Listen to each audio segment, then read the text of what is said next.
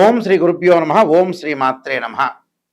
శని శని గ్రహము చాలామంది కూడా ఎల్నాటి శనిని, ఎల్నాటి శని అంటే ఏంటంటే ఏదైతే రాశిలో ఉంటారో వాళ్ళకి జన్మశనిని, ద్వితీయ స్థానంలో వాళ్ళ రాశి నుంచి ద్వితీయ స్థానంలో శని ఉంటే దాన్ని కూడా ఎల్నాటి శని అంటారు. అంటే ఏదైనా రాశిలో వాళ్ళ రాశిలో జన్మంలో ఉన్న, ద్వితీయంలో ఉన్న, వ్యయస్థానమైన 12వ స్థానంలో ఉంటే దాన్ని ఎల్నాటి శని అంటారు. వాళ్ళ రాశి దగ్గర నుంచి మనకి 8వ స్థానంలో ఉంటే అష్టమ శనిని, 4వ స్థానంలో ఉంటే అర్ధాష్టమ శనిని, అలానే 10వ స్థానంలో ఉంటే కంటక శని, పొంగు శని అంటారు. శని ఏంది? పనులలో కొంత ఆలస్యం జరగటం, ఆయు ప్రమాణం తగ్గటం, ఆరోగ్యపరంగా ఇబ్బందులు, చికాకులు, కోపాలు, ఏ పనులు జరగకుండా ఉండటం, దగ్గరికి వచ్చినట్టు వచ్చి పనులు, అవమానాలు, అనుమానాలు, గొడవలు, తగాదాలు, ధన నష్టము, ఆరోగ్యపరంగా ఇబ్బందులు, అంటే ఇలాంటివన్నీ కూడా చాలా డబ్బు పరంగా మోసపోవటం, ఇలాంటివన్నీ కూడా శని ద్వారా జరుగుతుంటుంది. అంటే శనిగ్రహం అనేది మన జాతకంలో బాగలేకపోయినా, గోచారీత్యా బాగలేకపోయినా ఇలాంటివన్నీ జరుగుతాయి. ఇప్పుడు శనిగ్రహము ప్రత్యేకంగా బుధుడి నక్షత్రంలోకి రాబోతుంది. అంటే శని మీనరాశిలో ఉన్నారు. మీనరాశిలో మే 17వ తారీఖు నుంచి శని రేవతి నక్షత్రమైన బుధుడి యొక్క నక్షత్రంలో ఉంటాడు. ఎప్పటి వరకు ఉంటాడు అంటే జూలై 27 వరకు ఉంటాడు. అంటే మే 15 నుంచి జూలై 27 వరకు శని రేవతి నక్షత్రమైన బుధుడి నక్షత్రంలో ఉండటం వల్ల ద్వాదశ రాశుల వాళ్ళకి ఎలాంటి ఫలితాలు జరగబోతున్నాయి అంటే శని బుధుడు మిత్రులు. అంటే ఒకళ్ళు శని గ్రహానికి బుధుడు మిత్రుడు అయితే బుధుడికి శని సముడు అవుతాడు. అంటే టోటల్గా ఇద్దరు కూడా మిత్రగ్రహాలే అని అర్థం. ఈ మిత్రగ్రహాల్లో శని మీనరాశి అయిన గురువు యొక్క రాశిలో ఉండటం, బుధుడు యొక్క నక్షత్రంలో ఉండటం వల్ల ఎలాంటి ఫలితాలు జరగబోతున్నాయి ఒకసారి తెలుసుకుందాం. ఇవన్నీ కూడా గోచారరీత్యా చెప్పబడే ఫలితాలు. ధనుస్సు రాశి వారికి చతుర్థ స్థానంలో శని యొక్క ప్రభావం. అంటే ద్వితీయాధిపతి తృతీయాధిపతి అయిన శని చతుర్థ స్థానంలో ఉండి రేవతి నక్షత్రమైన బుధుడు నక్షత్రంలో ఉండటం వల్ల ఎలాంటి ప్రభావం ఉంటుంది? వ్యాపార పరంగా పెట్టుబడిదారులు రావటం, బిజినెస్ పరంగా డెవలప్మెంట్ జరిగే అవకాశాలు ఎక్కువ ఉంటాయి. వ్యాపార విస్తరణ ఉంటుంది, కానీ డబ్బులు వస్తుంటాయి కానీ ఎలా పోతాయో తెలియదు. అంటే ఏదో రకమైన ఖర్చులు బాగా పెరుగుతూ ఉంటాయి. అంటే ఫైనాన్షియల్ పరంగా ఇబ్బందులు కలిగే సూచనలు అనేవి బాగా ఎక్కువ ఉంటాయి.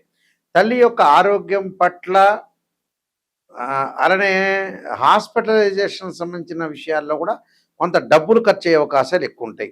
అంటే కళ్ళు, నరాలకు సంబంధించిన వ్యాధులు, వాత రోగాలు, వృత్తి వ్యాపారంలో కూడా తగిన ఆదాయము కలుగుతూ ఉంటుంది, మళ్ళీ ఖర్చు అయ్యే అవకాశం ఉంటుంది.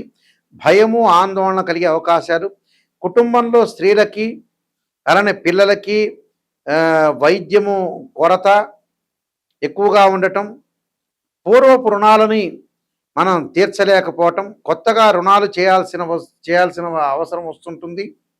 అతి నిద్ర, అనవసరమైన ప్రయాణాలు, వేళ తెప్పిన భోజనాల వల్ల కూడా ఆరోగ్యం అనేది కొంత మందగించే అవకాశం బాగా ఎక్కువ ఉంటుంది. అంటే అన్ని విషయాల్లో కూడా కొన్ని ఇబ్బందులు కలిగే సూచనలు అనేవి బాగా ఎక్కువ ఉంటాయి. అంటే ఆర్థిక పరంగా ఉండే సమస్యలు, ఆర్థిక ఆదాయం బాగున్నా ఆర్థిక పరంగా ఉండే సమస్యలు ఎక్కువగా ఉండటం, కుటుంబంలో తగిన ఆదాయం అనేది బాగా పెరుగుతున్న ఖర్చులు బాగా పెరగటం, తల్లి యొక్క ఆరోగ్య విషయంలో ఆరోగ్యపరంగా కొన్ని ఇబ్బందులు కలిగే సూచనలనే ఉంటాయి. అలాంటి ఇబ్బందులు రాకుండా చూసుకోవటం కూడా ఇంపార్టెంట్. విద్యార్థులకు అనుకూలమైన కాలం, డబ్బులు ఫైనాన్షియల్ పరంగా వస్తుంది. అలానే వివాహాది శుభ కార్యక్రమాల్లో పాల్గొంటారు. చదువులకు కూడా కొన్ని పెట్టుబడులు పెడతారు. విదేశాలకు వెళ్ళటం వల్ల కూడా డబ్బులు ఖర్చు అయ్యే సూచనలు అనేవి ఎక్కువ ఉంటాయి. కాబట్టి ఏదైనా సరే డబ్బు పరంగా అదుపు చేసుకోవాలి. పొలాలు, ఇళ్ళు కూడా కొనుగోలు చేసే అవకాశాలు బాగా ఎక్కువ ఉంటాయి. కాబట్టి నేను చెప్పిన కొన్ని పరిహారాలు చేసుకొని ముందుకెళ్ళండి, మీకు మంచి జరిగే అవకాశాలు ఖచ్చితంగా ఉంటాయి. శని యొక్క దోషం ఉన్న వాళ్ళు ఖచ్చితంగా ఎల్నాటి శని కానీ జన్మ శనిలో ఉంటే ఏం చేయాలి? గోచారరీత్యా ఎవరికైనా సరే ప్రజెంట్ మీనరాశి వాళ్ళకి జన్మంలో శని ఉన్నాడు. ఒకవేళ వారి యొక్క జాతకంలో శని బాగలేకపోయినా ఆ లగ్నం నుంచి శని మహర్దశ జరుగుతున్నా, శని అంతర్దశలు జరుగుతున్నా, విదిశ జరుగుతున్నా, ప్రాణదశ సూక్ష్మదశ జరుగుతున్నా, శని బాగలేకపోయిన వారి జాతకంలో కేవలం నాట్ ఓన్లీ ట్రాన్సిట్ సిస్టమ్ అంటే బర్త్ చార్ట్లో కూడా బాగలేకపోతే, అంటే బర్త్ చార్ట్లో బాగలేకపోయినా, గోచారరీత్యా బాగలేకపోయినా శని యొక్క దోషానికి పరిహారం చేసుకోవాలి. ఆ పరిహారాలు ఎలాంటి పరిహారాలు అంటే, జన్మశనిలో గోచారీత్యా ఉండి బర్త్ చార్ట్లో బాగాలేకపోతే శని యొక్క స్తోత్ర పారణం చేయాలి. దక్షిణాకాళి యొక్క స్తోత్ర పారణాన్ని శనివారం చేయటం, నీలాంజన సమాభాసం రవిపుత్రేమాగ్రజం ఛాయామార్తాండ సంభూతం తం నమామి శనైశ్చరం అనే మంత్రం చక్కగా చదువుకోవాలి. నువ్వుల దానము, నల్లని వస్త్రాన్ని దానం చేయాలి. నల్లని మేకు, నల్లని వస్తువులు ఏదైతే సరే, నల్లని చెప్పులు, గొడుగు దానం చేయటం మంచిది. అలానే ఇక్కడ జాతకపరంగా ఇప్పుడు మేషరాశి వాళ్ళు ఉన్నారు. మేషరాశి వాళ్ళకి ఏ విధంగా ఉండబోతుంది అంటే, మేషరాశిలో జన్మించిన వాళ్ళు కానీ, ద్వాదశ రాశుల్లో జన్మించిన వాళ్ళు కానీ, మేషరాశి వాళ్ళకి ఎలా ఉంటుంది? 12వ స్థానంలో శని ఉన్నాడు ప్రజెంట్. 12వ స్థానంలో శని ఉంటే ఎలాంటి పరిహారం చేసుకోవాలి అంటే, వాళ్ళు తప్పకుండా నల్లని ద్రాక్షారసంతో శనికి అభిషేకం చేయాలి. నీలాంజన సమాభాసం రవిపుత్రేమాగ్రజం ఛాయామార్తాండ సంభూతం తం నమామి శనైశ్చరమని నల్లని ద్రాక్షారసంతో అభిషేకం చేయాలి. చేయటం వల్ల శని యొక్క దోషం పోతుంది. అలానే కుంభరాశి వాళ్ళకి ద్వితీయ స్థానంలో శని ఉన్నాడు. కుంభరాశి వాళ్ళకి ద్వితీయ స్థానంలో శని ఉంటే ఏం చేయాలి అంటే, శని జపం చేయటం, శనీశ్వరుడు యొక్క తిలలతో హోమం చేయాలి. హోమం చేయటం వల్ల కుటుంబ పరంగా ఉండే కలహాలు ఇలాంటివన్నీ తొలగిపోతాయి. ఆరోగ్యపరంగా ఇబ్బందులు తొలగిపోతాయి. అంటే కుంభము, మీనము, మేషరాశి వాళ్ళు ఇలాంటివి చేయాలని అర్థం. అలానే మిగతా రాశుల పరిస్థితి ఏంటి? మిగతా రాశుల వాళ్ళు ఎలాంటి ఫలితాన్ని చేయాలి అని అంటే, ఇక్కడ అష్టమ స్థానాన్ని తీసుకుందాం. సింహరాశి వారికి ఏ విధంగా ఉండబోతుంది? సింహరాశి వాళ్ళకి అష్టమ స్థానం శని. వాళ్ళు తప్పకుండా శని జపం చేయటం, శని హోమం చేయటం, దాంతోపాటు నువ్వులతో చేసిన, నువ్వులు బెల్లం కలిసిన చేసిన ఉండల్ని తయారు చేసుకుని ప్రధాన అర్చకులకు ఇచ్చి అందరికీ కూడా భక్తులకు వితరణ చేయమని చెప్పాలి. దానివల్ల తొలగిపోతుంది. అలానే 4వ స్థానంలో శని ఎవరికి ఉన్నారు? ధనస్సు రాశి వాళ్ళకు ఉన్నారు.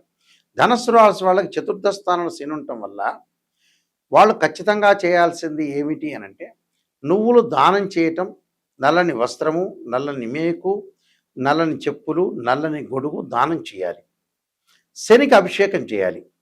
ఎలాగా? నువ్వుల నూనెతోటి, తిలలతోటి అభిషేకం చేయాలి వాళ్ళు చేయాల్సింది. అంటే ఈ చతుర్థ స్థానంలో శని ఉన్నారు కాబట్టి ఈ విధంగా రెమెడీ చేయాలి. అలానే కంటక లేదా పొంగు స్థానం అన్నమ్మ అంటే, వాళ్ళ రాశి దగ్గర నుంచి దశమ స్థానంలో శని ఉంటాం. ఎవరికి ఉంది దశమ స్థానంలో? మిథున రాశి వాళ్ళకు ఉంది. మిథున రాశి వాళ్ళకి దశమ స్థానంలో శని ఉండటం వల్ల వాళ్ళు చేయాల్సింది, శనికి పంచామృతాలతోటి, పండ్ల రసంతో, చెరుకు రసంతో, నువ్వుల నూనెతోటి, తిలలతోటి అభిషేకం చేయాలి. వీలైతే హోమం చేసి నల్ల నువ్వులు, నల్ల వస్త్రాన్ని, నల్లని మేకుని, నల్లని గొడుగుని, నల్లని చెప్పులను దానం చేయాలి. అంటే కుంభరాశి వాళ్ళు, మీనరాశి వాళ్ళు, మేషరాశి వాళ్ళు, మిథున రాశి వాళ్ళు, సింహరాశి వాళ్ళు, ధనుస్సు రాశి వాళ్ళు దానం చేయాలి. మిగతా రాశుల వాళ్ళకి ఒకళ్ళ వ్యక్తిగతంగా వాళ్ళ భర్త చార్ట్లో జాతకపరంగా దోషం ఉందనుకుందాం. అంటే వృషభము, కర్కాటకము, కన్య, తుల, వృశ్చికం తర్వాత వీళ్ళకి మకరము, ఈ రాశుల వాళ్ళు తప్పకుండా శని గోచారరీత్యా కాకపోయినా, వాళ్ళ దోషం లేకపోయినా, భర్త చాట్లో శని మహర్దశ కలిసి రాకపోయినా, శని అంతర్దశలు, విదిశలు, సూక్ష్మదశలు, ప్రాణదశలు ఉన్నా ఈ రాశి వాళ్ళు తప్పకుండా ఆరోగ్యపరంగా ఇబ్బందులు లేకుండా చూసుకోవాలి. శని జపము, శని హోమము, నల్లని ద్రాక్షారసంతో అభిషేకము, నువ్వులతోటి, తిలలతోటి అభిషేకము, అలానే నువ్వులతో చేసిన ఉండలు, బెల్లం కలిపిన ఉండలు తయారు చేసుకుని ప్రధాన అర్చకులకు ఇచ్చి వితరణ చేయమని చెప్పాలి. అలానే ప్రతిరోజు కూడా శనివారం రోజున నీలాంజన సమాభాసం రవిపుత్రేమాగ్రజం ఛాయామార్తాండ సంభూతం తం నమామి శనైశ్చర మంత్రంతో పాటు శనికి అధిదేవతల ప్రత్యదేవత అంతరిక్ష దేవత, అంతరిక్ష దేవత దక్షిణకాళి స్తోత్రాన్ని పారాయణం చేయాలి. అంటే ఆ పారాయణం చేయటం వల్ల మనకి మంచి జరిగే అవకాశాలు ఎక్కువ ఉంటాయి. అలానే ఆరోగ్యపరంగా ఇబ్బందులు కలుగుతున్న వాళ్ళు శరీరే జర్జరీభూతే వ్యాధిగ్రస్తే కళేబరి ఔషధం జాహ్నవీతోయం వైద్యో నారాయణ హరి మంత్రాన్ని చక్కగా చదువుకోవాలి. ఈ నియమాలు ఇవి పాటించండి. శనివారం రోజున ఉపవాసం చేయండి.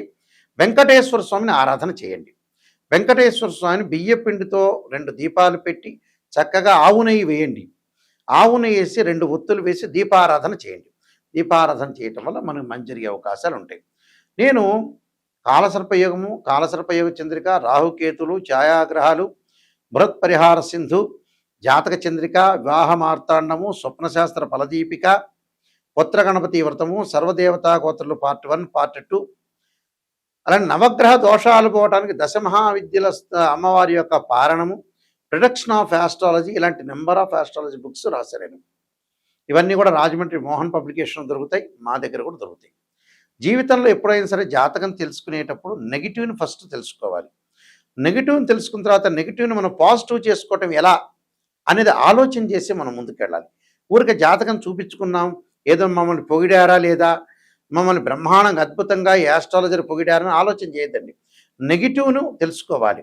ఫస్ట్ మీలో పొగిడేది అవసరం లేదు. మీరు బాగున్నారంటే బాగున్నారే, కానీ మీ లోపం ఎక్కడుంది, లోపం ఎక్కడ జరుగుతుంది, ఆ లోపాన్ని మనం ఎలా సవరణ చేయాలి, ఏ దశలో బాగుంటుంది, ఏ దశలో అంతర్దశలో బాగుండబోతుందా, అసలు లైఫ్ లాంగ్ బాగుండకపోతుందా అనే దాన్ని బట్టే జాతకం అనేది ఉంటుంది. నెగిటివ్ను మనం తెలుసుకుంటే పాజిటివ్ అవుతుంది. అలానే ఇక్కడ కేవలం రాశిచక్రమే కాదు, సంతానం కలగట్లేదు అంటే ఒక మనిషికి రాశిచక్రాన్ని చూడాలి, భావచక్రాన్ని చూడాలి, సప్తమాంశ చక్రాన్ని చూడాలి. ఒక వృత్తిపరంగా ఇబ్బందులు కలుగుతుంది అని అంటే రాశిచక్రం చూడాలి, దశమాంశ చక్రం చూడాలి, భావచక్రం చూడాలి, దశలు అంతర్దశలు. ఒక అమ్మాయికి కానీ అబ్బాయికి కానీ వివాహం జరగలేదంటే రాశిచక్రము, నవాంశం, భావచక్రం, అలానే మనకి దశలు అంతర్దశ, ఇవన్నీ కూడా డివిజనబుల్ చార్ట్స్ అంటారు. మ్యాథమెటికల్ క్యాలిక్యులేషన్ వేసి డివిజనబుల్ చార్ట్స్లో మనం చూడాలి. అలానే ద్వాదశ భావాలను అనాలిసిస్ చేయాలి. తనుభావానికి రవేధిపతి, ద్వితీయ భావానికి గురువు, తృతీయ భావానికి కుజుడు, చతుర్థ భావానికి చంద్రుడు, పంచమ భావానికి గురువు, సోదర భావానికి కుజుడు, అలానే ఇక్కడ ఏదైతే సప్తమ భావానికి శుక్రుడు, ఇలాంటి ద్వాదశ భావాలు అంటే ద్వాదశ భావాధిపతులు వేరు, రాస్యాధిపతులు వేరు, ఆ గడిలో ఉన్న గ్రహము వేరు. భావాధిపతి అంటే ఎప్పుడైనా సరే ఓనర్ అని అర్థం. రాస్యాధిపతి అంటే బిల్డరు, బిల్డింగ్ కట్టించినవాడు. అలానే ఆ గ్రహం దానిలో ఉందంటే రెంటుగా ఆ వ్యక్తి ఆ గ్రహం ఉన్నట్టు అర్థం. అంటే రెంట్ అంటే ఆ గ్రహం మారిపోతూ ఉంటుంది గోచారరీత్యా. కాబట్టి ఏదైనా బర్త్ చార్ట్కి ట్రాన్సిట్ సిస్టానికి 2 తేడాలు ఉంటాయి. ట్రాన్సిట్ సిస్టమ్ ఎప్పుడు కూడా 20% జాగ్రత్తలు, సూచనలు, ఈ నెలలో ఎలా జారుతుండాలి, ఎప్పుడు ఎలా జారుతుండాలి, సూచనలు, గోచారం. బర్త్ చార్ట్ అంటే ఏమిటి, జీవితంలో ఒక చెట్టుకు వేళ్ళు ఉంటాయి చూసారా, ఆ వేళ్ళు బర్త్ చార్ట్. ఆ వేళ్ల పైన కాండం ఉంటుంది, కాండానికి కొమ్మలు ఉంటాయి, ఆ కొమ్మల దగ్గర ఆకులు ఉంటాయి, ఆకులు అనేవి గోచారం.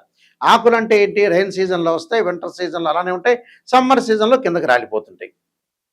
అంటే ఎప్పుడైనా మ్యాథమెటికల్ క్యాలిక్యులేషన్ వేసి డివిజనబుల్ చార్ట్ చూసి శని ఎక్కడున్నాడు, శని నీచ స్థానంలో ఉన్నాడా, ఉచ్చ స్థానంలో ఉన్నాడా, ఏ స్థానంలో ఉండబోతున్నాడు, ఏ స్థానంలో మంచిది అనేది మనం చూసుకొని జాతకరీత్యా క్లారిటీగా మనం ఒక డిక్లరేషన్కి రావాలి. జాతకంలో ఇలా ఉండబోతుంది తెలుసుకొని ముందుకెళ్తేనే మీకు మంచి జరుగుతుంది. అందువల్ల www.nayakanti.com కానీ .in కానీ చూడండి. స్క్రీన్ మీద స్క్రోలింగ్ అవుతున్న నెంబర్ నా దగ్గరికే వస్తుంది, నేనే మాట్లాడతాను, కన్సల్ట్ చేస్తాను. అందువల్ల ప్రతి విషయాన్ని కూడా కూలంకషంగా తెలుసుకోండి. నిజంగా తెలుసుకోవాల్సిన వాళ్ళు నెగిటివ్ తెలుసుకోవాలి, తెలుసుకుంటేనే మీకు మంచి జరిగే అవకాశం ఉంది. ఎవరైనా సరే నాకు ఫోన్ చేసేవాళ్ళు డాక్టర్ నాయకంటి మల్లికార్జున శర్మ ద్వారా బాగుపడాలి, నెగిటివ్ కూడా నేను తెలుసుకోవాలి, నిజాన్ని తెలుసుకోవాలి, సత్యాన్ని తెలుసుకోవాల్సిన వ్యక్తులు మాత్రమే నాకు ఫోన్ చేయండి. నా ద్వారా బాగుపడే వ్యక్తులు మాత్రమే నాకు ఫోన్ చేయండి దయచేసి. బాగుపడద్దు, పొగడండి అంటే వేరే జ్యోతిష్యుని సంప్రదించుకోండి. అదే క్లారిటీ నేను చెప్పేది మీకు. అందువల్ల జాతకాన్ని క్లియర్గా తెలుసుకుంటేనే మీకు మంచిది. లేకపోతే ఊరికే మీ టైం వేస్ట్, మీరు అడగటము వేస్ట్ అవుతుంది. అందువల్ల ఖచ్చితంగా ఇలాంటివన్నీ తెలుసుకోండి. ఒక అవగాహనకి రావాలి. ప్రజలైనా కూడా ఒక అవగాహనకి రావాలి. నిజాన్ని తెలుసుకోవడం చాలా మంచిది. నిజం అనేది నిప్పు లాంటిది. మీ అందరికీ కూడా పరమేశ్వరుడి యొక్క కరుణా కటాక్షం ఉండాలని ఆశిస్తూ సర్వే జనా సుఖినో భవంతు.